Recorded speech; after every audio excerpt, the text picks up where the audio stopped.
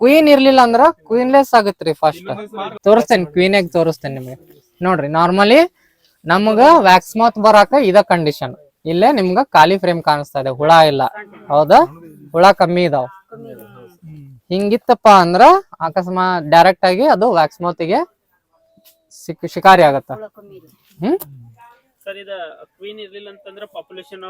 Decrease ಅಂತ ಬರುತ್ತೆ, population decrease ಅಂತ ಬರುತ್ತೆ. ಆಮೇಲೆ ಏನಾಗತ್ತಾವ, ಹುಳ ನಾರ್ಮಲಿ ಅಗ್ರೆಸಿವ್ ಆಗುತ್ತಾವ.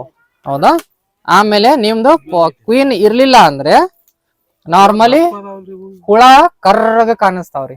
ಅಂದ್ರ ಓಲ್ಡ್ ಏಜ್ ಹುಳ ಇವು, ಗಾಡ್ ಬೀಸ್ ಇವು. ನಮಗೆ ನಾರ್ಮಲಿ ಇವು ಗಾಡ್ ಬೀಸ್ ಇವು. ಇದಕ್ಕೆ ಏಜ್ ಆಗಿರುತ್ತ. ಇದ್ರದ್ದು ಕೆಲಸ ಏನಿದೆ ಹೇಳ, ನ್ಯಾಚುರಲ್ ಆಗಿ ಕಡಿಯೋದು ಒಂದೇ. ನಾ ಸತ್ರು ನನ್ನ ಹಾಯಿ ಉಳಿಲಿ ಅಂತ ಇವು ಕಡಿಯೋದು ಒಂದೇ ಮಾಡ್ತಾವ್ರಿ. ಇದ್ರೊಳಗ್ ಕ್ವೀನ್ ಇರಂಗಿಲ್ರಿ, ಬೇರೆದ್ರಲ್ಲಿ ತೋರಿಸ್ತೇನೆ ನಿಮಗೆ.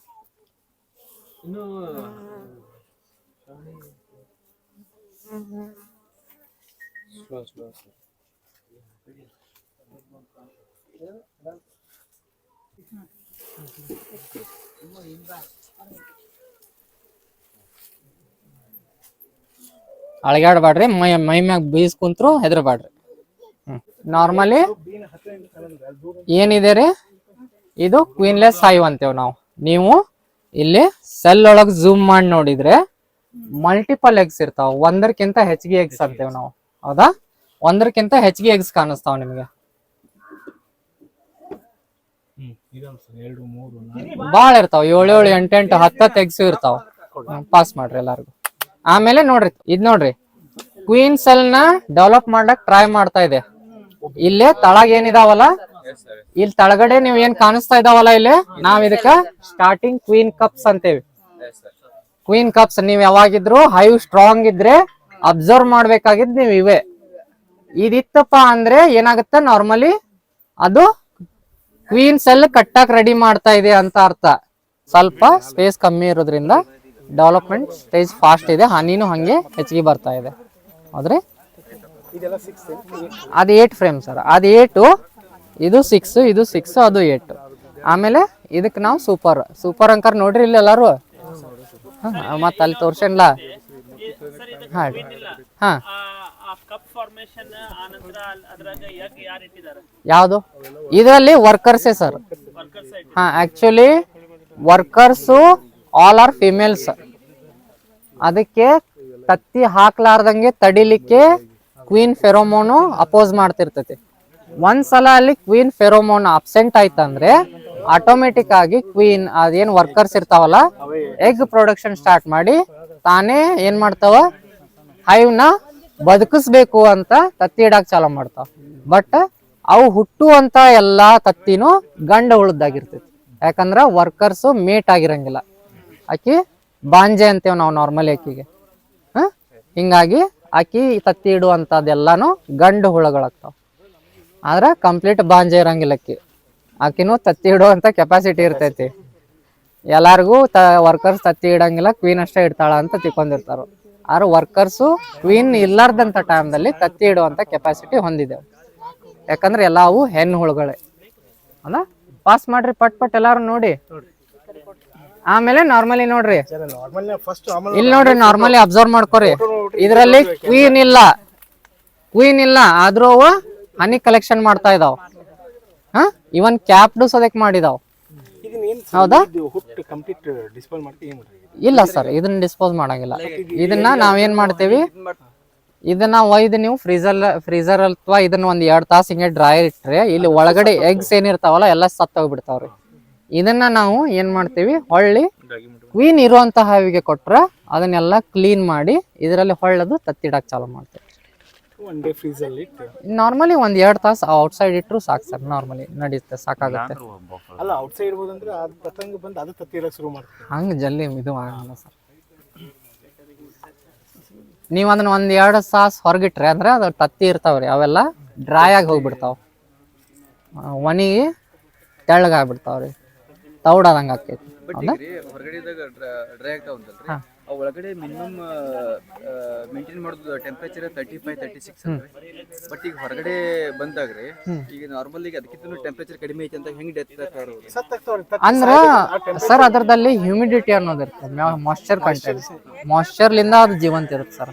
ಹೊರಗಡೆ ಡ್ರೈ ಏರಿಗೆ ಬಂದ ಕೂಡಲೇ ಮಾಯ್ಶ್ಚರ್ ಲೆವೆಲ್ ಆಟೋಮೆಟಿಕ್ ಆಗಿ ಡಿಕ್ರೀಸ್ ಆಗುತ್ತೆ. ಹಿಂಗಾಗಿ ಅವು ಆ ತೇವಾಂಶನ ಕಳ್ಕೊಂಡು ತತ್ತಿ ಅಲ್ಲೇ ಒಣಗಿ ಹೋಗ್ಬಿಡ್ತಾವೆ ಸರ್. ನಾರ್ಮಲಿ ಇದು ಒಂದೇ ಟೈಮಿಗೆ ನಾವು ಸ್ಪ್ಲಿಟ್ ಮಾಡಿದ್ರಿ, ಒಂದೇ ಬಾಕ್ಸ್ ಸ್ಪ್ಲಿಟ್, ಅದ್ರದ್ದು ಇನ್ನೊಂದು ಸ್ಪ್ಲಿಟ್ ಅಲ್ಲಿದೆ, ಆ ಗಿಡದ ಬಡ್ಡೆ ಕಾಣಿಸ್ತೈತಿ. ಇವ 3 ಬಾಕ್ಸ್ ಒಂದೇ ಟೈಮಿಗೆ ಸ್ಪ್ಲಿಟ್ ಮಾಡಿದ್ದ ನಿಮ್ಗೆ ಡೆವಲಪ್ಮೆಂಟ್ ನೋಡ್ರಿ. ಇಲ್ಲಿ ಕ್ವೀನ್ಲೆಸ್ ಇಲ್ಲದ ಹೆಂಗಾಗಿದೆ, ಡೆವಲಪ್ಮೆಂಟ್ ಇಲ್ಲ ರೀ. ನಾರ್ಮಲಿ ಕ್ವೀನ್ ಇಲ್ಲಾರ್ದು ಡೆವಲಪ್ಮೆಂಟ್ ಆಗಿಲ್ಲ, ಹೌದಾ? ಇದ್ರದ್ದು ಡಿಕ್ರೀಸ್ ಹಾಕೊಂಡ್ ಬಂದಿರುತ್ತೆ ಪಾಪ್ಯುಲೇಷನ್. ಇಲ್ಲೇ ನಿಮ್ದು ಕ್ವೀನ್ ಇದರಲ್ಲಿ ಸಕ್ಸಸ್ ಆಗಿದ್ದಾಳೆ, ಇದು ನೋಡ್ರಿ, ಹೌದ್ರಿ, ಇದು ಡೆವಲಪ್ಮೆಂಟ್ ಆಗಿದೆ. ಕ್ವೀನ್ ಎರಡು ಬಾಕ್ಸ್ಗೆ ಜಾಸ್ತಿ ಡಿಫರೆನ್ಸ್ ಇಲ್ಲ. ಹಾ, ನೀವು ಹೈವ್ ನೋಡಿದ ಕೂಡಲೇ ನಿಮ್ ಒಳಗ ಫುಡ್ ಐತೋ ಇಲ್ಲೋ ಅಂತ ಗೊತ್ತಾಗಬೇಕು ಅಂದ್ರೆ ಮೇಲ್ಗಡೆ ನೋಡ್ರಿ ಕ್ಯಾಪ್ಡ್ ಹನಿ ಕಾಣಿಸ್ತೈತಿ ಅಂತಂದೆ, ಹೌದಾ? ಹಂಗಂತ ನಾವು ಪ್ರತಿಯೊಂದು ಫ್ರೇಮ್ ಎಬ್ಬಿಸ್ಕೊಂಡ್ ಕುಂದ್ರಕ್ ಆಗಂಗಿಲ್ಲ.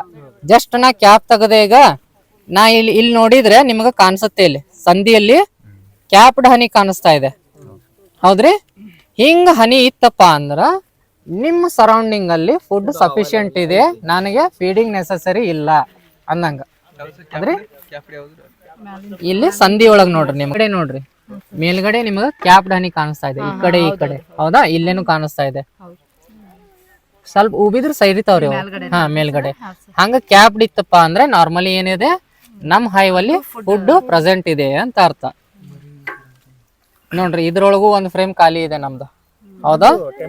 ಹಿಂಗಿದ್ದಾಗ ಏನಾಗುತ್ತ, ನಾರ್ಮಲಿ ವ್ಯಾಕ್ಸ್ ಮೌತ್ ಅಟ್ಯಾಕ್ ಆಗ್ತಿರ್ತೈತಿ ಖಾಲಿ ಇದ್ದಾಗ. ಆಗಿಲ್ಲ ಸರ್, ಖಾಲಿ ಇದ್ದಾಗ ಅದನ್ನ ತೆಗೆದ್ ನೀವು ತೆಗೆದು ಇಟ್ಕೋಬಹುದು, ಫ್ರೀಸ್ ಮಾಡಿ ಇಟ್ಕೋಬಹುದು. ಇಲ್ಲಿ ನೋಡ್ರಿ, ಇಲ್ಲೇ ಮೇಲ್ಗಡೆ ಸ್ಟ್ರಕ್ಚರ್ ಅಲ್ಲಿ ಹನಿ ಕಾಣಿಸ್ತಾ ಇದೆ, ಹೌದ್ರಿ? ಈ ಕಡೆನೂ ಹನಿ ಇದೆ. ಇದನ್ನ ನೋಡ್ರಿ, ನಾರ್ಮಲಿ ಇದು ಯಾವ ಫ್ರೇಮ್ ಹೇಳ್ರಿ? Drone frame. ಇದು ಕಾಣಿಸ್ತಾ ಇದೆ ನಿಮ್ಗ, ಸೆಲ್ ಸೈಜ್ ನೋಡ್ರಿ, ಸೆಲ್ ಸೈಜ್ ಎಷ್ಟು ದೊಡ್ಡ ಅದಾವ. ಹಾ, ಇದು ಒಂದ್ ಟೈಪ್ ಆಗಳ ಹೇಳಿದ್ನಲ್ಲ ನಾವು, ಒರೋಮೈಟ್ ಅಂತ. ಇಲ್ಲಿ ಹಾ,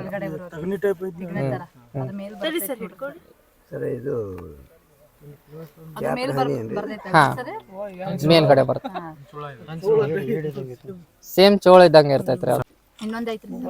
ಅದೇ ಒಂದ್ ಹೈವ್ ಅಲ್ಲಿ ಎಲ್ಲಾದ್ರೂ ಒಂದ್ ಹುಳ ಇದ್ರೆ ಅದು ಕಂಟಿನ್ಯೂ ನಿಮ್ಗೆ ಬಾಳ ಸಿಗ್ತಾವ. ಅನ್ ಸಿಕ್ಕ್ರೆ ನೀವು ಕಂಡಿದ್ ಕೂಡಲೇ ಅವ್ನ ಸಾಯಿಸ್ಬಿಡ್ರಿ, ಹುಡ್ಕೊಂತೈತ್ರಿ. ಆಮೇಲೆ ಹಾ, ಕ್ಯಾಪ್ಡ್ ಹನಿ. ಆಮೇಲೆ ನೋಡ್ರಿ, ಇಲ್ಲಿ ಕ್ಯಾಪ್ಡ್ ಹನಿ ಅನ್ನಕ್ ಆಗಂಗಿಲ್ಲ ಇದಕ್ಕೆ.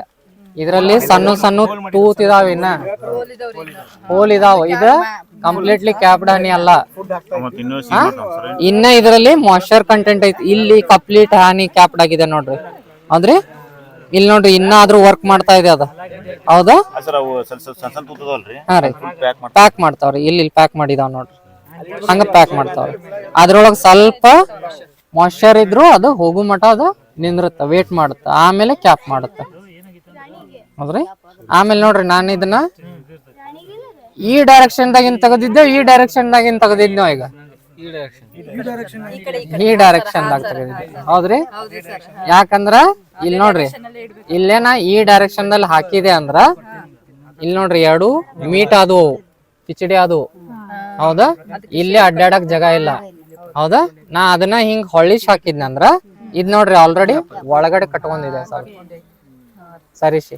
ನಮ್ಗ ಯಾವ ಡೈರೆಕ್ಷನ್ ದಾಗ ತೆಗದೇನಿ ಅಂತ ಗೊತ್ತಾಗ್ಲಿಲ್ಲ ಅಂದ್ರ ನೀವ್ ಅಲ್ಲಿ ಇಟ್ಟಾಗ ನಿಮ್ಗ್ ಗೊತ್ತಾಗತ್ತಿತ್ತು. ಅಂದ್ರ ಈ ಕಡೆ ನೋಡ್ರಿ, ಇದ್ರೊಳಗ ತತ್ತಿ ಇಟ್ಟಿಲ್ಲ, ಅದು ಡ್ರೋನ್ ಫ್ರೇಮ್ ಇದೆ. ಇದು ಅದಕ್ಕೆ ಏನ್ ಮಾಡ್ತಾ ಇದೆ, ಇದು ಕಂಪ್ಲೀಟ್ ಹನಿ ಫಿಲ್ ಮಾಡ್ತಾ ಇದೆ, ಹೌದ್ರಿ? ನಿಮ್ಗೆ ಅದ್ರ ಬಾಜುಕಿಂದ ಫ್ರೇಮ್ ಎಬ್ಸಿದ್ರೆ ಇದ್ರೊಳಗ ತತ್ತಿ ಕಾಣಿಸ್ತಾವ್ರಿ. ಮತ್ ನೋಡ್ರಿ ಬ್ರೂಡ್, ಈ ಫ್ರೇಮಿಗೆ ಈ ಸೆಲ್ಲಿಗೆ ಡಿಫ್ರೆನ್ಸ್ ಕಾಣಿಸ್ತೈತಿ ನೋಡ್ರಿ, ಹೌದಾ? ಕಾಣಿಸಾವಂತೈತ್ರಿ frame size, cell size difference. ಅದಕ್ಕ ನಾವ್ ಇದಕ್ಕೆ ಏನಂತೇವಿ, ಡ್ರೋನ್ ಫ್ರೇಮ್ ಅಂತೇವಿ. ಇದು ಪೂರಾ ನಮ್ಗ ಉಪಯೋಗ ಇಲ್ಲದ್ರಿ, ಇದು ಹ್ಮ್ ಯಾಕೆ ಆ ರೀತಿ ಚೇಂಜ್ ಕೊಡ್ತಾರೆ ಸರ್ ಅವರು? ಸರ್ ಅದು ಎಲ್ಲ ವರ್ಕರ್ಸ್ ಡಿಸೈಡ್ ಮಾಡ್ತಾವ. ಕ್ಲೈಮೇಟ್ ಚೆನ್ನಾಗಿತ್ತಪ್ಪ ಅಂದ್ರೆ ಆಕ್ಚುಲಿ ಇದು ಏನಾಗಿದೆ, ಆ ದೊಡ್ಡ ಬಾಕ್ಸ್ ಒಳಗಿರೋ ಲಾಸ್ಟ್ ಫ್ರೇಮ್ ಇದು. ಹಿಂಗಾಗಿ ನಾವೇನ್ ಮಾಡ್ತೇವೆ, ಇಲ್ಲಿ ಕೂಡ ಇದನ್ನ ಲಾಸ್ಟೇ ಇಡ್ಬೇಕಾಗತ್ತೆ. ಇದನ್ನ ತೆಗೆದು ಹೋಗಿ ಇಲ್ಲಿಟ್ಟೆಪ್ಪ ಅಂದ್ರ ಇದ್ರಲ್ಲಿ ಏನು ಕೆಲಸ ಮಾಡಂಗಿಲ್ಲ, ಅದು ಖಾಲಿ ಇರ್ತೈತಿ. ಹಿಂಗಾಗಿ ನೀವು ಎಲ್ಲಿ ಫ್ರೇಮ್ ತೆಗ್ದಿರ್ತೀರಿ ಆ ಜಾಗಕ್ಕೆ ಇಡಾಕ ಟ್ರೈ ಮಾಡ್ರಿ. ಆಮೇಲೆ ಇದೇನಪ್ಪ, ನಂದು ಬೇರೆ ಹೈವಿನ ಫ್ರೇಮ್ ಇದೆ, ಇದನ್ನ ವೇಸ್ಟ್ ಮಾಡಬಾರ್ದಂತ ಸ್ವಲ್ಪ ಪಾಪ್ಯುಲೇಷನ್ ಚಲೋ ಇತ್ತಂತ ಇದ್ರೊಳಗೆ ಹಾಕಿದ್ನಿ ಅಂದ್ರ ಅದೇನ್ ಮಾಡುತ್ತ ಸ್ಲೋಲಿ ಅದಕ್ಕ ಹೊಸ ಹುಟ್ಟು ಕಟ್ಟು ಟೈಮ್ ಉಳಿತೈತಿ. ಅದನ್ನೇ ಕ್ಲೀನ್ ಮಾಡಿ ಅದನ್ನೇ ಯೂಸ್ ಮಾಡಕ್ ಚಾಲೂ ಮಾಡ್ತೀವಿ. ಹಿಂಗಾಗಿ ಹಾ ಸೂಪರ್ ಇಡ್ಬೇಕು, ಇಡುವಂತ ಅವಶ್ಯಕತೆ ಇಲ್ಲ. ಈ ಆಕ್ಚುಲಿ ಈ ಕಂಡೀಷನ್ ಅಲ್ಲಿ ನಾರ್ಮಲಿ ಇಲ್ಲೇ 7 ನಿಮ್ ಎಷ್ಟು 5 1 2 3 4 5 6 ಇದಾವ. 6 ಫ್ರೇಮ್ ಅಲ್ಲಿ ನಿಮಗೆ ಹುಟ್ಟು ಕಾಣಿಸ್ತಾ ಇದೆ. ಇವು 6 ಫ್ರೇಮ್ ಅಲ್ಲಿ ಈ ಟೈಪ್ ಬೀಸ್ ಕಾಣಿಸ್ಬೇಕು. ಅಂದ ಮೇಲೆ ನೀವು ಇದ್ರ ಮೇಲೆ ಸೂಪರ್ ಇಡಬಹುದು. 7ನೇದು ಕಟ್ಟತ್ ಸರ್, ಅದು ಬಿಡಂಗಿಲ್ಲ, ಅದು ಸ್ಲೋ ಆಗಿ ಒಂದ್ ಸೈಡ್ ಇಂದ ಮೂವ್ ಹಾಕುವಂತ ಬರುತ್ತೆ. ಇದು ಡಿವಿಷನ್ ಕಾಲನೀಸ್. ನಮ್ಮ ಡಿವಿಷನ್ ಯಾವ ತರ ಮಾಡ್ತೀವಿ ಇದ್ರೊಳಗ ಕ್ವೀನ್ ಇತ್ಲಂದ್ರ ಆಟೋಮೆಟಿಕ್ ಅದು ನಿಮ್ಗ ಬ್ರೂಡ್ ನೋಡಿದ್ರಿ ಅಂದ್ರ ಆಟೋಮೆಟಿಕ್ ಆಗಿ ತಿಳ್ಕೊಂಬಿಡ್ರಿ ಕ್ವೀನ್ ಅದಾಳ ಅಂತ. ಬ್ರೂಡ್ ಇರ್ಲಿಲ್ಲಪ್ಪ ಅಂದ್ರ ನಿಮ್ಗ ಮಿಸ್ ಹೊಡಿತಿರ್ತೈತಿ, ಎಲ್ಲೋ ಕ್ವೀನ್ ಇರ್ಬೇಕು ಇಲ್ಲ ಕನ್ಫ್ಯೂಸ್ ಅಲ್ಲಿ ಇರ್ತೀರಿ. ಅಕಸ್ಮಾತ್ 100 ಮಲ್ಟಿಪಲ್ ಎಗ್ಸ್ ಕಂಡು ಅಂದ್ರ 100% ಕನ್ಫರ್ಮ್ ಕ್ವೀನ್ ಇಲ್ಲ.